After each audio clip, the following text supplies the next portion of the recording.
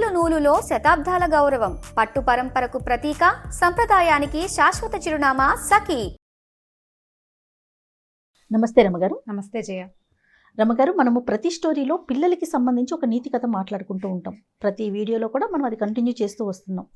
అయితే ఈరోజు నాకేమనిపించిందంటే, తల్లులకి ఏదైనా చెప్పదగ్గ స్టోరీ ఉంటే చెప్పిద్దాం మీతో అని అనిపించింది. కానీ మీరు ప్రతి దాంట్లో ప్రతి వీడియోలో కూడా మీరు చెప్తూనే ఉంటారు, ముందు తల్లులు నేర్చుకోవాలి, తల్లులు ఆచరించాలి, తర్వాత పిల్లలు ఫాలో అవుతారని. సరే, తల్లులకి కథ అంటే ఇది ఒక నా ఫేవరెట్ స్టోరీ జయ. చాలా సంవత్సరాల క్రితం చదివాను నేను. బహుశా నా కాలేజ్ మొదలైన కాలంలో 30 ఏళ్ళైనా అయ్యిందని అనుకుంటున్నా.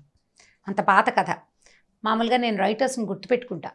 ఏదైనా ఒక కథ చదివితే కథ రైటర్ ఎవరు అని చెప్తూ ఉంటారు కూడా మీరు. ప్రతిదానికి రైటర్ పేరు చెప్తాను. నేను చదువుతాను అంటే ఇప్పుడు ఒకరి కథలు నచ్చినాయి అనుకో, వారి కథలు వెతుక్కుని అవి చదవటం, అలా నాకు ముందు నుంచి అలవాటు ఉంది. మా దగ్గర లైబ్రరీ చాలా పెద్దది ఉంది, మా కాలేజీలో ఉంది. మా నాన్నగారికి బాగా పుస్తకాలు కొనే అలవాటు ఉంది. మా అన్నయ్య అంతే, పుస్తకాలు ఎక్కువ ఉండేవి మా ఇంట్లో. దానివల్ల నేను ఎక్కువ చదవటం వల్లే ఈ పని చేయగలుగుతున్నాను అనమాట. అయితే నేను చదివిన ఈ కథ తాలూకు రైటర్ ఎవరో ఆ రోజున నేను శ్రద్ధ పెట్టి తెలుసుకోవాలి.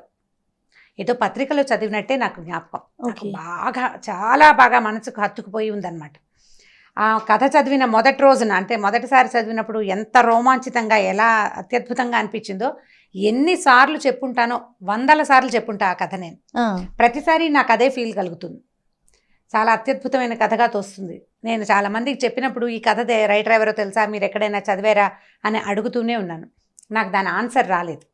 ఇవాళ ఇప్పుడు అంటే మనం ఈ ప్రోగ్రామ్ స్టార్ట్ చేసిన దగ్గర నుంచి ఏదో ఒక సందర్భంలో ఈ కథ చెప్పి దీని రైటర్ ఎవరు, వారెవరో తెలుసుకోవాలని కోరిక ఆడియన్స్లో ఎవరైనా, ఇప్పుడు మన మంది చూస్తారు, వాళ్ళలో ఎవరో ఒకళ్ళు ఈ కథని ఫలానా వారు రాశారు ఆయన పేరు తెలిస్తే చాలా సంతోషిస్తాను నేను. చూడండి, మామ్ ప్రేక్షకులందరూ రమగారి కోసమైనా మీకు ఎవరికైనా ఆథర్ నేమ్ తెలిస్తే కనుక డెఫినెట్గా కామెంట్ రూపంలో తెలియజేయండి. అయితే వీరు రాసిన కథ అప్పుడు నేను చదివిన దానికి, ఇప్పుడు నేను చాలా సంవత్సరాల నుంచి ఆ కథ అప్పుడప్పుడు రకరకాల సందర్భాల్లో చెప్తున్నాను.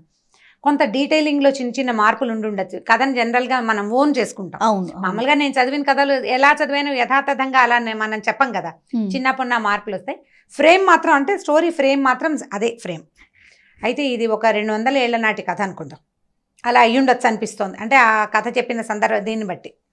అప్పట్లోనట ఒక గాజుల వ్యాపారి ఉండేవాడు. ఓకే. ఈ గాజుల వ్యాపారం అంటే ఇప్పుడు మామూలుగా మనం షాప్కి వెళ్ళి కొనుక్కుంటున్నాం. ఒక 20-30 ఏళ్ళ నాడు, 10-15 ఏళ్ల నాడు, ఇప్పుడు కూడా మరి పల్లెటూళ్ళల్లో కనపడుతుందేమో, గాజుల మలారం అనేవాళ్ళు. మలారం దింపటం అనేది ఒక ప్రోగ్రాం కింద ఉండేదన్నమాట. ఈ గాజులు వాళ్ళు ఏం చేసేవాళ్ళు అంటే, ఒక పెద్ద మూటలో ఒక గాజుల పెట్టెలు పెట్టుకుని తీసుకొచ్చుకునేవారు. ఊళ్ళ వెంట తిరిగేవాళ్ళు. ఊళ్ళల్లో గాజులు వేయించుకోవటం అంటే ఇక్కడి నుంచి ఇక్కడ దాకా గాజులు దగ్గరగా వేసేవాళ్ళు. అంటే లూజ్గా ఉండే గాజులు తీసి పక్కన పెట్టే రకంవి కాదు, గాజులు ఉండాలి చేతి నిండా. అవి పూర్తిగా దాదాపుగా పోయినాక అప్పుడు మళ్ళీ కొత్త గాజులు ఎక్కించుకునేవాళ్ళు. ఎవరికి వాళ్ళు గాజులు వేసుకునే సిస్టమ్ పాతకాలంలో ఉండేది కాదు. ఇవి గాజులు అతను వీళ్ళ చేయి పట్టుకుని నొక్కి దగ్గరగా ఉండే గాజులు వేసేవాళ్ళు. పనిపాటలు చేసుకునేవాళ్ళు కదా, వదులుగా అటు ఇటు కదులుతున్న గాజులు పగిలిపోతాయి త్వరగా. మట్టి గాజులు వేసుకోవటం అంటే, ఇప్పుడు దగ్గరగా గుత్తంగా ఉన్నాయనుకో, చేతి నిండా ఉన్న గాజులు ఏ పని చేసినా పగలవు, చిన్నగా సవడి చేస్తూ ఉంటాయి. గాజుల చేత్తో అన్నం పెట్టడం అనేది ఒక ఏమనాలంటే రకరకాల సేయింగ్స్లో గాజుల చేత్తో అన్నం పెట్టడం అనేది ఒక సేయింగ్. అయితే ఈ గాజుల వ్యాపారి ఉండేవాడు. ఈయన చాలా దేవీ భక్తుడు. ఓకే. అయితే ఆయన పేరేదో కానీ ఆయన దుర్గా అనేవాడు. ఎప్పుడు దుర్గా నేను రామ అంటుంటాను నేను, అలా ఆయన దుర్గా అనేవాడు. ఈ దుర్గా ఎట్లా అంటే, కనపడ్డ అమ్మాయి దుర్గే, గాజులు వేయించుకునే అమ్మ తల్లి దుర్గే, అందరూ దుర్గలే. అతను అలా దుర్గా అని ఎప్పుడు దుర్గని తలుచుకుంటుందంటే ఆయన దుర్గాదాస్ అనేవాళ్ళట. అయితే ఈ దుర్గాదాసు ఊళ్ళ వెంట తిరుగుతుండేవారు, గాజులు వేసేవాడు. అయితే ఒకసారట ఆయన ఒక ఊరు నుంచి రెండో ఊరికి వెళ్ళాలంటే, అప్పుడు నడకదారులే కదా, అప్పుడు ఇలా ట్రాన్స్పోర్టేషన్ అవి ఉన్నవి కాదు. ఈ నడక దారిలో ఆయన వస్తూ ఉంటే ఒక చెరువు పక్క నుంచి వెళ్తున్నాడు. ఆ చెరువు గట్టున ఒక అమ్మాయి కనపడింది ఆయనకి. అమ్మాయి మరీ చిన్నపిల్ల కాదు, ఒక 25-30 సంవత్సరాల లోపల వయసు ఉంటుంది. అందంగా చక్కగా బాగుంది. ముక్కుకి ఒక ముక్కు పుడక, రెండో ముక్కుకి బేసరి. పాత రోజుల్లో అలా ఉండేవి కదా, 2 ముక్కు పుడకలు ఉండేవి. అక్కడి నుంచి సర్వాలంకారాలతోటి అమ్మాయి చక్కగా ముత్తైదు పెళ్ళైన అమ్మాయి కనపడి పిలిచి గాజులు వేస్తావా అని అడిగింది. అయితే ఇంత నిర్జనంగా ఉంది ఈ అమ్మాయి ఇక్కడ ఎందుకు ఉందంటే ఆ అమ్మాయి చేతిలో బిందు ఉంది, మంచినీళ్ళకి వచ్చిందని అనుకున్నాడు. ఓకే. నేను ఆ ఊరు వెళ్తున్నాను, నువ్వు ఆ ఊరు వెళ్ళిపోతున్నావు, నేను ఇంటికి వెళ్తాను, నువ్వు నాకు గాజులు వెయ్యి అని చెప్పి చెయ్యి అందించింది. అందించేసరికల్లా ఈయన ఏం చేశాడు, సరే ఒక చెట్టు కింద దింపాడు మల్లారం. పెద్దవాడు ఒక 50 ఏళ్ళు ఉండుంటాయి బహుశా. అమ్మాయి చెయ్యి అందిస్తే ఎర్రవి బాగున్నాయి, ఆకుపచ్చవి బాగున్నాయి, పసుపచ్చవి బాగున్నాయి అంటే 3 రంగుల గాజులు చేతుల నిండా వేశాడు. పిల్లని చూస్తే కలిగిన అమ్మాయి లాగానే కనపడుతుంది. ఈ అమ్మాయి దగ్గర డబ్బులు ఉండవని అతను ఎందుకు ఊహిస్తాడు? గాజులు వేయించుకుని ఏదో తృణమో పణమో, అప్పుడు పెద్ద ఖరీదులు కాదు, కాసు, అరకాసు, పావల, 10 రూపాయలు బేడలు కాణీలు ఉండే రోజులు, అణాలు అర్ధనాళ్ళు ఉండేవి. అయితే ఇవి వేసిన తర్వాత ఈ అమ్మాయి ఏం చెప్పిందంటే, నువ్వు ఈ ఊరు వెళ్తున్నావు కదా, ఫలానా శివాలయం ఉందా, శివాలయం పక్కన కర్ణం గారి ఇల్లు ఉందా, ఆ పక్క సందులోంచి కొంచెం లోపలికి వెళ్తే ఒక ఎత్తరుగుల ఇల్లు ఉంది, ఆ ఇల్లు మాదే, మా నాన్నగారు ఉంటారు, ఈ గాజులకు డబ్బులు నువ్వు అక్కడ తీసుకో ఓకే అని చెప్పింది. చెప్పేసరికల్లా అదేమిటి నువ్వు డబ్బులు లేకుండా ఎందుకు వేయించుకున్నావని అదని అతను అనలా. ఎందుకంటే ఇది అతను పనే కానీ అది వ్యాపకంగా చేస్తున్నాడు కానీ వ్యాపారంగా చేయటం లేదు ఆయన. ఇలా స్త్రీ రూపంలో ఈ అమ్మాయిలకి గాజులు వేస్తూ అమ్మవారికి గాజులు వేసినంత సంతోషించేవాడు. అతనికి వచ్చిన కొంత సంపాదనే అతనికి చాలు, ఏదో ఇచ్చింది పుచ్చుకునేవాడు అంతే. సరే ఏమన్నాడు, ఈ అమ్మాయి బిందె పుచ్చుకుంది, ఇంకా నేను నీళ్ళు తెచ్చుకోవాలి, నువ్వు వెళ్ళిపోతున్నావు కదా, వెళ్ళి తీసుకోమంది. మా నాన్నగారి ఇంటికి వెళ్ళు, మా అత్తారిల్లు ఇది, మా నాన్నగారు ఊరు ఆ ఊరు, మా అత్తారు ఊరు ఈ ఊరు అని చెప్పింది. చెప్పేసరికల్లా మా నాన్నని అడిగి డబ్బులు తీసుకోమంటే ఈయన బ్యాగ్ అంతా సర్దుకున్నాడు. బయలుదేరుతుంటే ఓవేళ మా నాన్నగారు ఆయనకి నా మీద కోపంగా ఉంది, మా అత్తారి మీద కోపం వచ్చింది, మాకు అమ్మాయి లేదు నేను ఇవ్వనంటాడేమో, మా దేవుడి గదిలో కుంకుమ భరణి ఉంది, దేవుడి మందసాన్లోనే కుంకుమ భరణి ఉంది పాతది, అందులో కాసుంది, అది తీసి ఇవ్వమన్నానని చెప్పు. ఆయన కాదంటాడు, నువ్వు గట్టిగా పట్టుకో, నువ్వు గాజులు ఇన్నేసావు, డబ్బులు తీసుకోవాలి కదా, కాబట్టి ఆయన కాదన్నా సరే ఈ మాట చెప్పి డబ్బులు తీసుకో అని చెప్పి సరే సరే అన్నాడు. ఆ అమ్మాయిని అక్కడ వదిలిపెట్టి ఈయన సంచి తన తట్టాబుట్టా సర్దుకుని ఆ ఊళ్ళోకి వెళ్ళాడు. శివాలయం వచ్చింది, దండం పెట్టుకున్నాడు, కర్ణం గారి ఇల్లు కనపడింది, పలకరించాడు, పక్క సందులోంచి లోపలికి వెళ్ళాడు. ఎత్తరుగుల ఇల్లు. అయితే ఇల్లు పెద్దదే కానీ బాగా పేదరికంలో ఉన్న ఇల్లే అది. అక్కడి నుంచి ఆ ఇంటి ఆయన్ని పిలిచాడు. బయట ఒక 5-6 వేద విద్యార్థులు ఎవరో కూర్చున్నారు, వేద పాఠం చదువుకుంటున్నారు. ఈ అమ్మాయి అన్ని కాకేశాడు. అయ్యా మీ అమ్మాయికి గాజులు వేసానండి చెరువు దగ్గర, డబ్బులు ఇప్పిస్తే వెళ్తానండి అన్నాడు. అమ్మాయా, ఎవరమ్మాయి, ఎవరింటికి వచ్చావు నువ్వు అని అడిగాడు. ఫలానా ఇల్లు ఇదే కదండి, ఆయన పేరు కూడా చెప్పింది. ఆ పేరు తమరదే కదా అంటే నాదేనా, ఫలానా ఇల్లు ఇలాగని చెప్పింది, గుర్తులు నేను వచ్చాను, మీరు ఇలాగే అంటారని అమ్మాయి చెప్పింది కూడా. డబ్బులు ఇప్పించండి బాబు, లక్షణమైన బిడ్డ, అంత పిల్లని కాదనుకుంటారా అన్నాడు. మీకు తగదాలుంటే సొంత పిల్లని కాదనుకుంటారా ఎవరైనా అనేసరికి ఈయనకు అర్థం కాదు. పిల్లని కాదనుకోవటం ఏమిటయ్యా, నాకు అసలు ఆడపిల్లలే లేరు, అమ్మాయిలు లేరు నాకు అన్నాడు. అనేసరికల్లా భలేవారు మీరు ఇట్లాంటి మాట అంటారు, ఇంత మాట అన్నారు, అమ్మాయి చెప్పనే చెప్పింది, ఇంత మాట అంటారా, ఎంత కోపం వస్తే మాత్రం, ఆడపిల్లని కాదనుకుంటే ఎలాగండి, తీసుకొచ్చి డబ్బులు ఇవ్వండి అన్నాడు. మెల్లిగా జనం చేరటం మొదలుపెట్టారు. గాజులు వాడు రావటం ఏమిటి, వీళ్ళింటో డబ్బులు అడగటం ఏమిటి, ఈ వేద విద్యార్థులు చదువు మానేసి వాళ్ళు నోటు తెచ్చుకుని చూస్తున్నారు ఏమిటో జరుగుతోందని. పల్లెటూరు కదా, కాస్త గట్టిగా మాటలు దొరలేసరికి 4 ఏళ్ళ వాళ్ళు చేరతారు, ఒక్కొక్కళ్ళు వింటున్నారు ఏమిటో సంభాషణ జరుగుతుందని. ఈయన అవునంటాడు, కాదంటాడు, అతను అవునంటాడు. ఇక విసుగొచ్చి ఏమన్నాడంటే, అయ్యా అమ్మాయి చెప్పనే చెప్పింది, మీ ఇంట్లో పూజా మందసంలో కుంకుమ భరిన పాతది ఉందిట, అది తెరిచి చూడు, అందులో కాసు ఉంటుందని చెప్పింది అమ్మాయి, ఆ కాసైనా తెచ్చి నాకు ఇవ్వండి. నేను వద్ద పోనీలేమ్మా, ఆడపిల్లవి, నీకు గాజులు వేసాను, మీ నాన్నకి ఇష్టం లేకపోతే పోనీలేమన్నాను, కాదు గాజులకు నువ్వు డబ్బులు తీసుకోవాల్సిందేనని చెప్పింది, బంగారం లాంటి బిడ్డ, నువ్వేం తండ్రివయ్యా, పట్టుకురా ఆ కాసు తెచ్చివి నాకు, అమ్మాయి నన్ను తెచ్చుకోమంది అన్నాడు. ఈయన తెల్లబోయాడు. మా ఇంట్లో దేవతా మందిరంలో అసలు కుంకుమ భరిణి ఉండటం ఏమిటి, మా ఇంట్లో కుంకుమ భరిణి లేదన్నాడు. ఆ భరిణి ఏం లేదు మా మందసంలో, చెప్పింది చూడవయ్యా అనేసరికి సరే అందరూ అదేమిటి ఎందుకు చెప్తున్నాడు, దుర్గాదాస్ ఈ ఊళ్ళలో తిరిగేవాడే, చూడు అనేసి అన్నారు. చూడమన్నారు. దేవతా మండపంలోకి మందసం దగ్గరికి వెళ్ళాడు. అయితే వాళ్ళ అమ్మగారు ఆయన తల్లి, ఈయనే కొంచెం పెద్దవాడు, ఓ 50 ఏళ్ళ పైన ఆయన, ఆవిడ కడు వృద్ధురాలు, ఇంట్లో ఉంది పెద్ద ఆవిడ. ఆవిడకి జ్ఞాపకం వచ్చింది లీలగా. ఒక పాత కుంకుమ భరిణ వాళ్ళ దేవతా మందసంలో ఒక పక్కన చిన్న మీట లాంటిది, అది నొక్కితే అక్కడ ఒక కుంకుమ భరణలు అవి పెట్టుకునే. ఎందుకంటే పాత రోజుల్లో బీరువాలు అవి ఉండేవి కాదు కదా. ఈ దేవతా మందిరాల్లో, తర్వాత ఏమో పందిరి మంచాల లోపల అట్లా చిన్నవి అల్మర్లు ఉండేవి వస్తువులు దాచుకోవడానికి. దొంగల భయాలు అవి ఉండేవి కదా. అయ్యా మన దగ్గర ఈ మీట నొక్కితే ఇది తెరవబడుతుంది అని చెప్పింది. తీరా తెరిస్తే కుంకుమ భరణ బయటకు వచ్చింది. ఆయన చాలా ఆశ్చర్యపోయాడు. ఈ అమ్మాయి ఎవరు, ఈ గాజులు వాడేమిటి, మన ఇంట్లో ఉన్న మందసం ఇన్ని సంవత్సరాలు వచ్చింది, ఇంత వయసు వస్తే ఇందులో ఇలాంటిది ఉందని నాకు తెలియకుండా ఎవరో పిల్లకి రోడ్డు మీద ఎక్కడో దారిలో కనపడ్డ పిల్లకి తెలియటం ఏమిటి, మా అమ్మకి తెలిసిన సంగతి. ఆయనకి లోపల నుంచి ఒక ఉద్వేగం వస్తుంది అనమాట, ఎట్లా ఇది బయటికి తెలిసింది అని. ఆయన ఏం చేశాడు, కుంకుమ భరణలో చేయి పెట్టాడు. కాసు తగిలింది. కాసు ఇట్లా తీసాడు బయటికి. ఇంకో కాసు కనపడుతోంది. ఇది ఎడం చేతిలో పెట్టుకున్నాడు. ఆ కనపడిన రెండో కాసుని తీస్తుంటే ఇంకో కాసు కనపడుతోంది కింద. ఆ చేతిలో పెట్టుకున్నాడు. మళ్ళీ తీసాడు. తీస్తూ ఉంటే ఒక్కో కాసు బయటికి వస్తూనే ఉంది. ఆయన ఈ పట్టుకున్నవాడు అట్లా కూలబడిపోయాడు. వాళ్ళ అమ్మ, భార్య, ఇంత పిల్లవాడు, మగపిల్లలు ఉన్నారు ఆయనకి, ఆడపిల్లలు లేరు.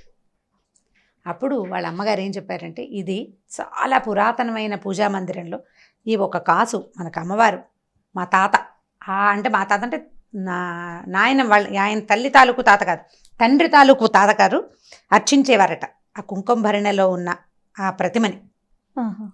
తర్వాత కాలంలో అర్చన మానేశారు. అది అలా లోపల ఉండిపోయింది. ఈ కాసులు పట్టుకునేసరికల్లా ఈయనకి ఉద్వేగం తట్టుకోలేక దుఃఖం వస్తుంది. గబగబా కాసులు పుచ్చుకొని బయటకు వచ్చాడు. జనమంతా చేరిపోయారు కదా. అయ్యా నువ్వెవరిని చూసావో, ఆ అమ్మాయి ఎక్కడుందో నాకు చూపించవా అని అడిగాడు. అందరూ వెళ్ళారు. వెళ్తే చెరువు దగ్గరికి వెళ్ళారు. వెళ్ళాక ఇక్కడే చూసా నేను అమ్మాయిని అంటాడు. చెరువు చుట్టుపక్కల ఏమీ లేవు, చెరువే ఉంది, పద్మాలతో నిండిన సరోవరం. మామూలు ఊళ్ళల్లో చెరువుల్లో కనపడతాయి. అయితే ఈయన, అయ్యా నేను ఇక్కడే చూశానండి, ఆ అమ్మాయి ఎటు వెళ్ళిందో, పాదాలు ముద్రలు కూడా ఏమీ కనిపించట్లేదు, చెరువు వైపు నడిచినట్టే కనపడుతున్నాయి కాలి గుర్తులు, బయటకు వచ్చినట్టుగా ఏవీ లేవు. మామూలుగా బురద ఉంటుంది చెరువు ఒడ్డున, బురద ఉంటుందిగా, చెరువులోకి వెళ్ళి వెళ్తారు ఎవరైనా, వెళ్ళి ఉండాలి కదా. అక్కడి నుంచి జనం అందరికీ అర్థమవుతుంది ఇక్కడ ఏదో ఒక మహత్తరమైన సంఘటన జరగబోతోందని.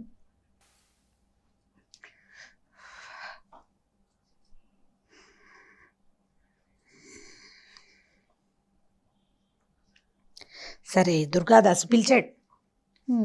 నేను ఒక అమ్మాయికి గాజులేసాను. జనమంతా చెరువు దగ్గరికి చేరారు. ఊళ్ళో వాళ్ళంతా వస్తున్నారు, ఇక్కడ ఏదో జరగబోతోందని తెలుస్తోంది. అక్కడి నుంచి ఈ దుర్గాదాసు, అమ్మా నేను నీకు గాజులేసానని చెప్పినా కూడా నమ్మలేని పరిస్థితి కనపడుతోంది. వాళ్ళకి అమ్మాయిలే లేరని ఊరంతా సాక్ష్యం చెప్తున్నారు. నేను ఏ తల్లికైతే గాజులేసాను ఆమె ఇక్కడ కనపడితే కానీ ఇప్పుడు నమ్మరు. ఈ విషయం నేను ఎట్లా చెప్పానో కూడా నాకు తెలియటం లేదు అని చెప్పి గట్టిగా ఎలుగెత్తి దుర్గా దుర్గా అని పిలిస్తే చెరువులోంచి 2 చేతులు వచ్చినాయి పైకి. రెండు చేతులకి ఎరుపు, పసుపు, ఆకుపచ్చ గాజులు ఫుల్గా ఉన్నాయట చేతుల నిండా. ఈ పైకి వచ్చిన చేతుల్ని ఆ ఊరంతా చూసింది.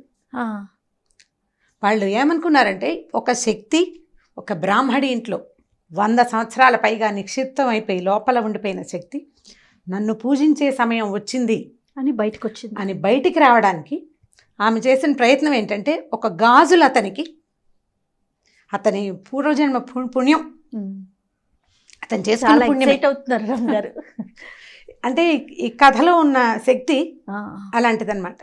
అంటే భగవంతుడు తనని తను ప్రకటితం చేసుకోవాలంటే ఎలాగైనా చేయొచ్చు, శక్తి అది. ఇప్పుడు దేవుడు అంటే మగవాడే కాదు కదా, మగవాడికి మూలం తల్లి. ఆమె తనకి తాను బయటికి రావాలని గనక ప్రకృతి భావిస్తే ఈ రకంగా ఎవరికైనా ప్రత్యక్షం కావచ్చు.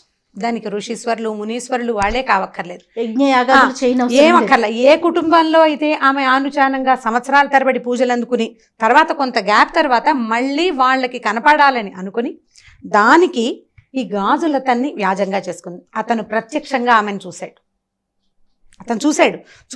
పట్టుకుని గాజులు వేశాడు చేతికి. ఎందుకంటే ఆయన అందరి ప్రతి అమ్మాయిని ఆయన దుర్గగానే భావించేవాడు. అమ్మవారికే గాజులు వేస్తున్నంత భక్తి ప్రపత్తులతోటే గాజులు వేశాడు. ఒకవేళ డబ్బు ఇవ్వకపోతే పోనీ అనుకునేవాడట. ఎవరు ఇవ్వగలిగిన తల్లి దగ్గర తీసుకుని, ఏ పిల్లైనా ఆడబిడ్డకి చేతులకి గాజులు ఉండాలి కదా, ఎవరికైనా చేతికి గాజులు ఉండాలి. ముత్తైదు పిల్లకి గాజులు లేకపోతే ఎట్లా? ఇవ్వగలిగిన వాడు ఇస్తాడు. ఇవాళ ఇవ్వకపోతే వచ్చే సంవత్సరం ఏ ఒడిలో మినుములో పెసలో ఇస్తారని వేసేవాడట. అతని దగ్గరున్న ఆ లక్షణానికి మెచ్చి ఆమె స్వయంగా అతని దగ్గరకు వచ్చి గాజులు వేయించుకుని అక్కడికి వెళ్ళి తీసుకోమని. ఇప్పుడు ఎవరైతే పూజ చేయాలో వాళ్ళు ఆమెను చూడలేకపోయారు. చూడండి, చిత్రమైన సంగతి కదా. ఈ చెరువులో నుంచి చేతులు పైకి రావడం, ఆ చేతుల నిండా ఉన్న గాజులు, ఉంగరాలు, దగదగాయమానంగా ఉన్న ఆ చేతులు ఆ ఊరంతా చూసింది. స్పృహ తప్పి పడిపోయాడట దుర్గాదాసు. ఆ తర్వాత ఈ కథ అట్లా నడిచింది. మళ్ళీ వాళ్ళ ఇంట్లో మళ్ళా లలితా పూజ అందుకుంది. వాళ్ళకి ఐశ్వర్యం వచ్చింది. వాళ్ళు చాలా పేదవారు అయిపోయారు ఆ కుటుంబం వాళ్ళు. ఆ తర్వాత మళ్ళీ అక్కడ బాగా వాళ్ళకి అన్ని రకాల సంపదలు వృద్ధి పొందినాయి. అయితే ఇది ఎవరో ఒక కుటుంబం గురించి చెప్పించిన కథ కూడా అయ్యి ఉండాలి. నేను చదివాను, కానీ ఆ రాసిన వారి మహానుభావులు వారి పేరేమిటో నేను నాకు జ్ఞాపకం పెట్టుకోలేకపోయాను. చిన్నతనము మొదటిది, ఆ రోజుకి ఆ ధ్యాస లేకపోవటం. ఏదో పత్రికలో వచ్చింది చదివాను. మళ్ళీ తలుచుకుంటూ ఉంటే నాకు అది చాలా ఉద్వేగభరితంగా అనిపించింది. ఇది నా జీవితంలో చదివిన అత్యద్భుతమైన, అతి తక్కువ కొన్ని కథల్లో ఇదొక కథ. ఎవరికైనా ఈ రైటర్ తెలుసుంటే, ఆ రైటర్ పేరు వారెవరో మహానుభావులు నాకు తెలియజేస్తే వాళ్ళకి బాగా రుణపడి ఉంటాను నేను. ఎందుకంటే ఎప్పటి నుంచో ఇప్పుడు నేను ఎంతమందికి చెప్పుంటానో, చెప్పిన ప్రతిసారి ఇదే ఉద్వేగం, ఇదే ఆనందం కలుగుతుంది జయ నాకు. ఎందుకంటే భగవంతుని మనం తెలుసుకోవటం ఒక రకం. మనం మామూలుగా చెప్తాం దేవుడు ప్రతి చోట ఉండలేక తల్లి రూపంలో జన్మించాడు, అందుకని ఆయన తల్లే దేవుడుగా మనకి ప్రతి విషయానికి వస్తుందని. కొంతకాలం మన అమ్మ మనకి దేవుడు, తర్వాత మనం దేవుళ్ళం అవుతాం మన పిల్లలకి. ప్రతి స్త్రీ కూడా దేవస్వరూపమే.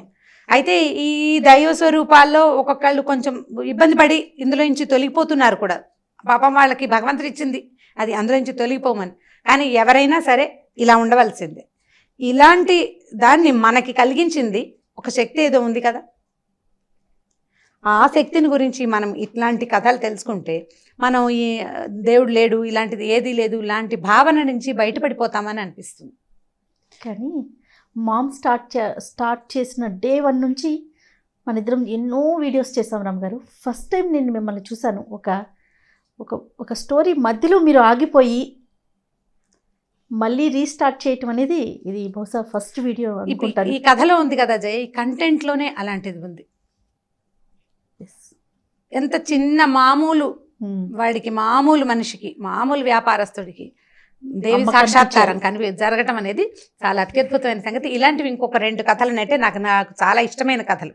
ఈ కథ నాకు చాలా ఎంత హాట్ ఫేవరెట్ అంటే, దీనంత ఇష్టమైన కథ నిద్రలో కూడా నేను తలుచుకునే కథ ఇంకొకటి లేదు. చాలా అత్యద్భుతమైన కథగా తోస్తుంది ఎవరో మహానుభావులు. అయితే నేను ఒక అమ్మాయికి ఈ కథ చెప్తే తను నెట్లో ఇంగ్లీష్లో ఈ కథ చదివాను, బ్యాంగిల్ సెల్లర్ అని ఈ కథ చదివానని చెప్పింది తను నాకు.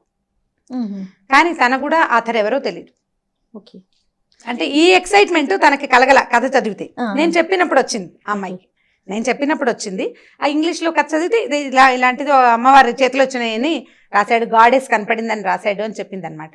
బట్ నేను ఇంటర్నెట్లో సెర్చ్ చేశాను, కానీ నేనేం సాధించలేకపోయాను ఆ కథను. అంటే సరిగ్గా మనం అడగాలి కదా ఈ స్టోరీ అని, రైటర్ పేరు ఏదైనా స్టోరీ పేరు చెప్పాలి. నేను 2 చెప్పలేకపోయాను, దాంతో నేను తెలుసుకోలేకపోయాను. ఈ కథ తెలుసుకోండి అమ్మా, పిల్లలకి వీలైతే కథ చెప్పగలిగితే దీన్ని బ్రీఫ్ చేసుకుని చెప్పండి మొదటిది. తర్వాత ఎవరికైనా ఈ రైటర్ పేరు కనుక తెలిస్తే, అంటే ఇది డీటెయిలింగ్ మారిపోయింది, నా భక్తి కూడా తోడైంది కదా, నాకు కూడా అమ్మవారి మీద ఉన్న భక్తి దీనికి తోడైంది. అందుకని కథలో కొంత డీటెయిల్స్ మారిన, ఫ్రేమ్ మాత్రం ఇదే కథ. Right, thank you so much రమ్మ గారు. ఒక అద్భుతమైన కథని మా అందరికి వినే అవకాశాన్ని కల్పించారు. అంటే చెప్పే అవకాశం మీ వల్ల ఇంకొకసారి వచ్చింది నాకు. నమస్తే జయ.